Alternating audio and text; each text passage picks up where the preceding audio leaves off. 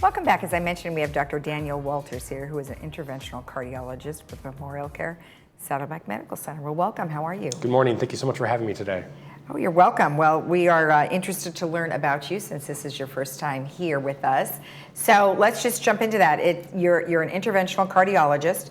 You've been with MemorialCare for just a little bit. Tell me where you're from and why you got into this. Absolutely, yeah. So I've been with MemorialCare for about 2 months now. I'm an interventional cardiologist by training, and I was on faculty at UC San Diego for 3 years before I came up here.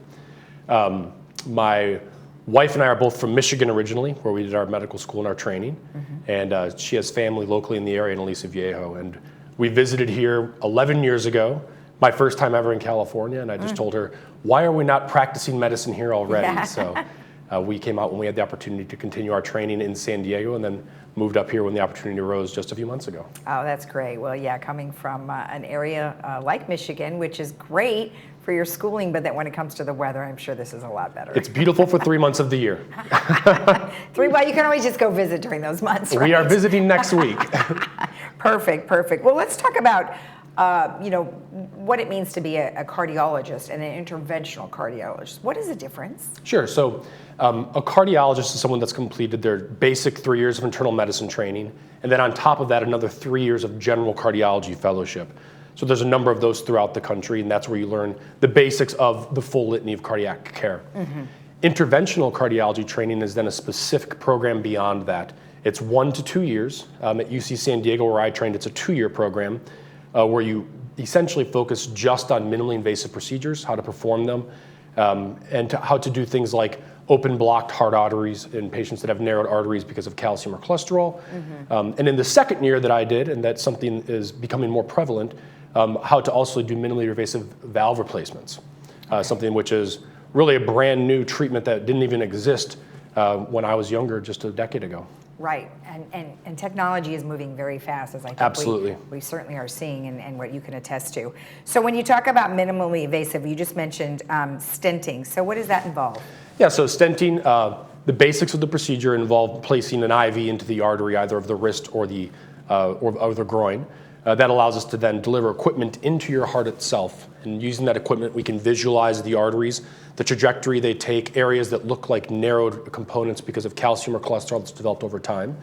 And if need be, because of symptoms such as chest pain or an abnormal stress test, or because of treatment needs for something like a heart attack, we can actually use a balloon to open up those blockages and then place a stent if need be to act as a scaffold to prevent those blockages from hopefully recurring. Okay, and then the other ones that you mentioned, I have them here, is Watchman and TAVR. So those are the actual descriptions of the operation itself? Those are actually a little bit different than the stenting of the heart arteries. So those are the structural procedures that we do independent of the arteries themselves. Okay.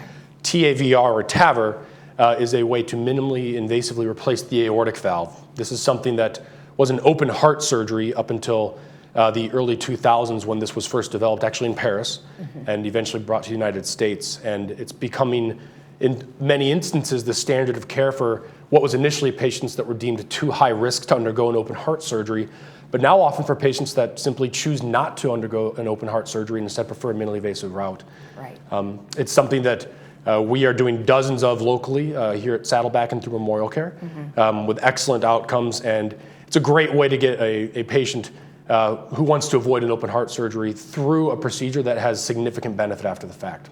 Well, and then also I think if you look at the differences of recovery, I mean, obviously people will probably be back up on their feet within, what, days? It's tremendous.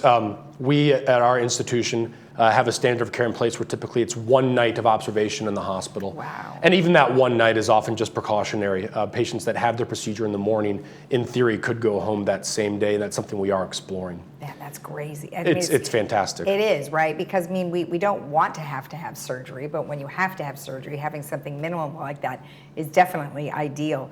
When it comes to heart risk, there are things that we should be doing to either monitor what we're doing prior to this or once we find out. What are some things? Yeah, that's an excellent question. So certainly looking at things like diet and exercise, what we call primary prevention is very important. That's the idea of preventing a heart attack, preventing a stroke. There are some cardiac diseases that can't be prevented. Things like calcific buildup of the heart valves can't be prevented over time. Some of that's genetic. Some things necessarily are influenced by where you live, your culture, stiffening of the heart, stiffening of the heart arteries.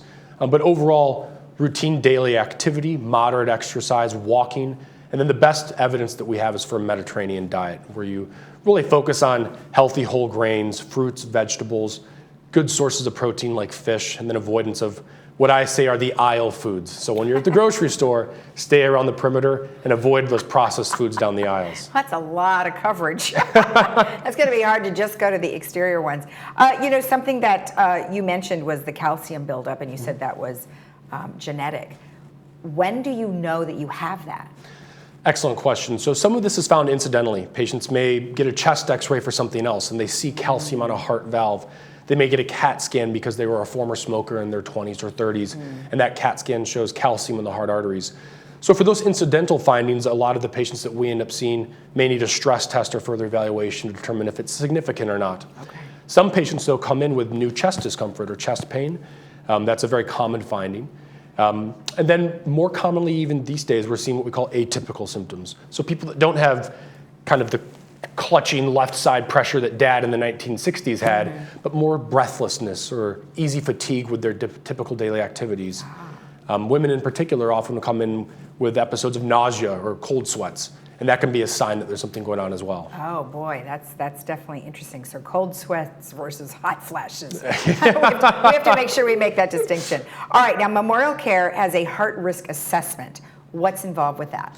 Yeah, so anytime a patient comes into the emergency department or is in the hospital for any reason, the heart risk assessment's a general approach for us to take and say, what is their presentation for at the hospital stay? Is it cardiac or non-cardiac related? And if there's any question, then the heart risk helps us to determine, do we need to get a cardiologist involved? How soon does that need to happen? Another thing that we do at Saddleback and MemorialCare, any patient that comes in with any cardiac concern immediately in the ER has an EKG performed. Okay. And that triggers our 24/7 on-call team care to be prepared if there is an urgent heart attack need to immediately come in and perform a procedure as necessary if there's a blocked artery or something else urgent that needs to be done. Okay, excellent. Well, is there anything I might have missed? Well, there's so much to do with cardiac disease and cardiac care. There's a lot of development on the horizon, especially with the minimally invasive structural approach. We discussed valve replacement for the aortic valve. We also now have minimally invasive ways to repair the mitral valve, something that was also previously an open heart surgery as well. And then the Watchman procedure that you mentioned also, that's something that we can potentially use more commonly moving forward to reduce the need for blood thinners in patients that have that because of abnormal heart rhythms.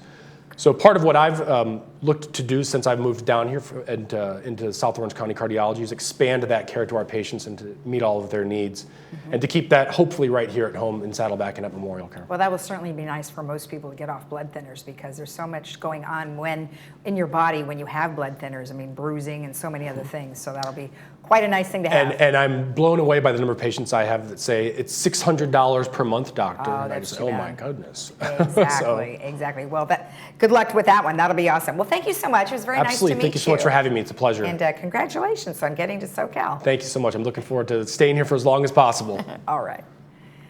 And if you want more information about risk assessment, you can always get in touch with memorialcare.org/MHVI. We'll be right back.